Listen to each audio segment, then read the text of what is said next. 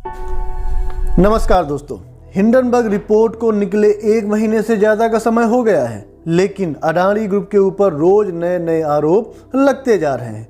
उनका रिश्ता मोदी गवर्नमेंट के साथ ढूंढा जा रहा है। यहाँ तक कि संसद में राहुल गांधी और महुआ मोइत्रा ने मोदी सरकार और अडानी के बीच संबंधों पर सवाल खड़े किए हैं। जी हाँ, आज हम बात करने वाले हैं इसी मुद्दे पर और इसी पर वीडियो पर पूरी केस स्टडी करके बताएंगे आपको, तो हमारे साथ जुड़े रहिएगा। एक फेमस डायलॉग है, कोई भी धंधा छोटा या बड़ा नहीं होता है, धंधे से बड़ा कोई धर्म नहीं होता। ठीक यही किया इस शख्स ने। समय पर जो धंधा मिला उसे पूरे मन से किया और आगे बढ़ते रहे। ऐसी ही एक कामयाब शख्सियत के विषय में आज हम बात करने वाले हैं, जिनका नाम है गौतम अडानी। वर्तमान में एक सफल कारोबारी गौतम अडानी के संघर्षों और सफलताओं की कहानी पर आज हम केस स्टडी करने वाले हैं। 1962 में गौतम अडानी का जन्म गुजरात के अहमदाबाद में हुआ था।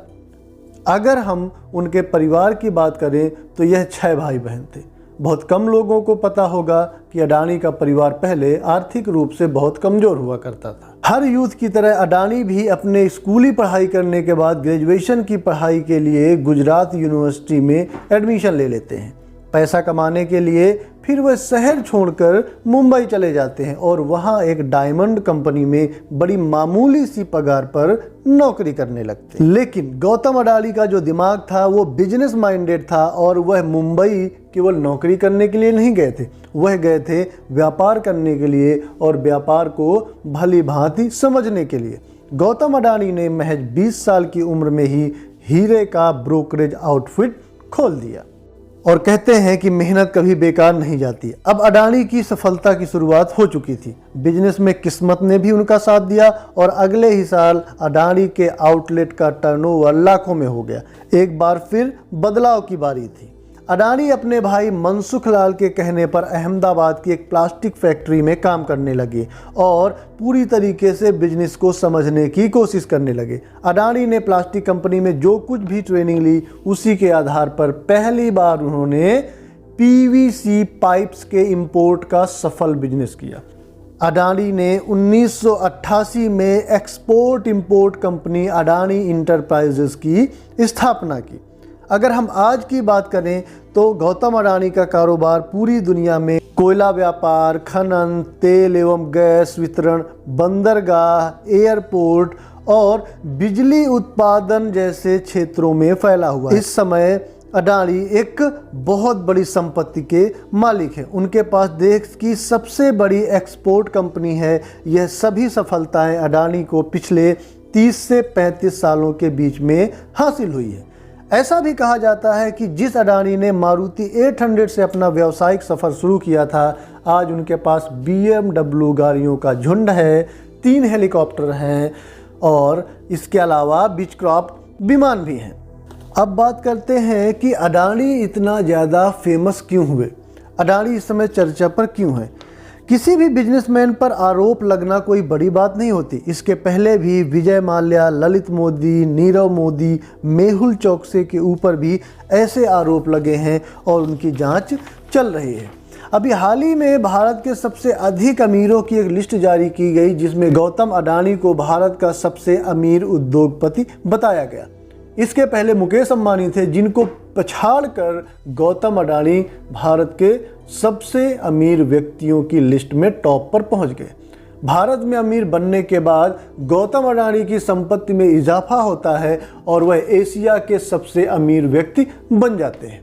उसके कुछ ही समय बाद उनकी संपत्ति दिन रात दोगुनी और चौगुनी होती रहती है और फाइनली वो वर्ल्ड के सेकंड रिचेस्ट पर्सन बनकर पूरे विश्व में छा जाते हैं।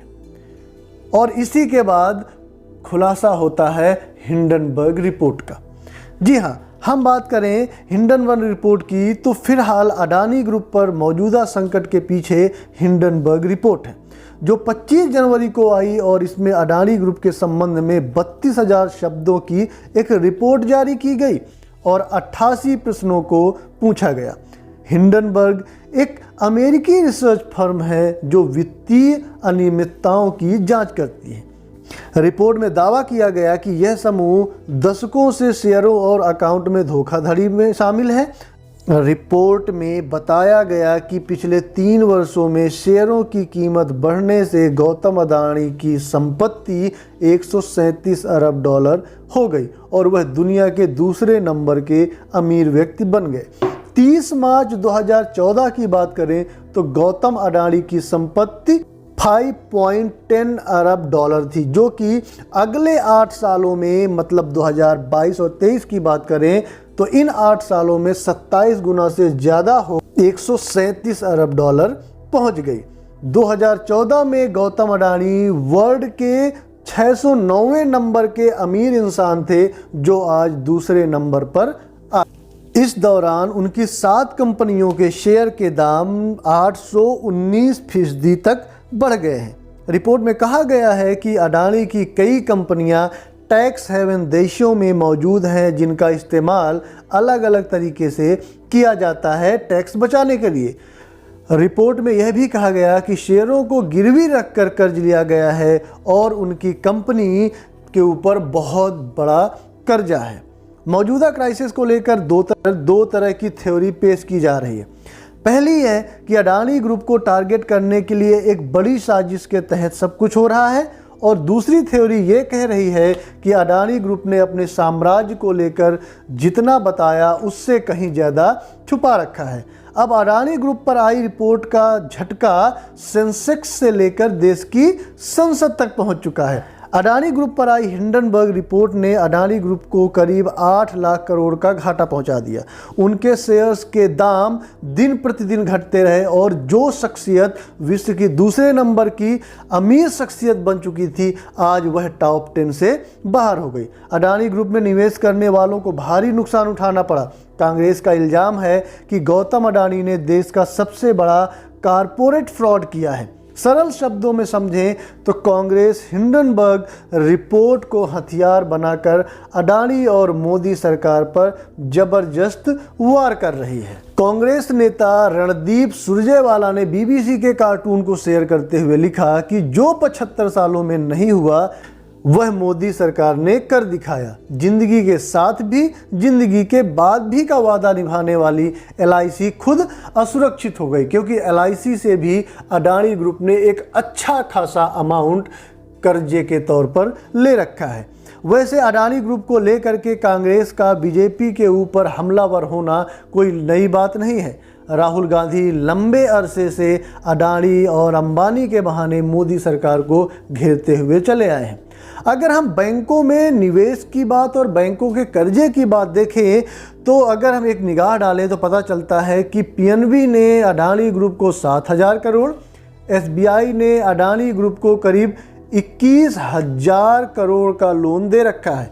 अडानी ग्रुप में निवेश और कर्ज को लेकर जो रिपोर्ट सामने आ रही है वह यही बताती है कि इससे निवेशकों को बहुत बड़ा खतरा आने वाला है। लेकिन ऐसा भी नहीं है कि पूरा पैसा आपका डूब जाएगा, क्योंकि अडानी ग्रुप के ऊपर जितना कर्जा है उतना ही उनकी संपत्ति है, जो आज की डेट में कर्जे से कहीं ज़्यादा है। अब बात करते हैं कि कैसे 9 दिनों में गौतम अडानी का साम्राज्य हिल गया।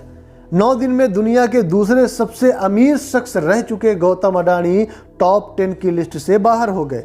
उनकी कंपनियों के शेयर जो कुछ अरसे पहले आसमान छू रहे थे, अब गिरते ही जा रहे हैं। जिस बिजनेसमैन का डंका देश विदेश में बज रहा था, उसने बयान जारी करके पूरे सब्सक्राइब हो चुके FPO को वापस लेने का बयान जारी किया।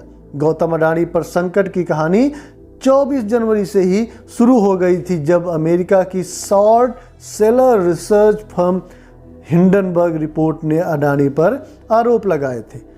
पिछले कुछ दिनों में गौतम अडानी के शेयर्स में अच्छा खासा नुकसान देखने को मिला है। गौतम अडानी की नेटवर्थ 24 अरब डॉलर गिरकर 64.7 अरब डॉलर रह गई।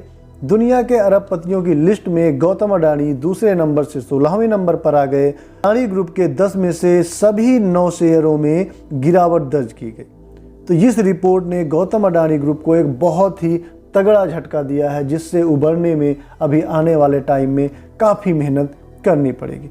दोस्तों, ये वीडियो कैसा लगा ज़रूर बताइएगा, और वीडियो अच्छा लगा हो तो कमेंट शेयर एंड सब्सक्राइब जरूर करिएगा।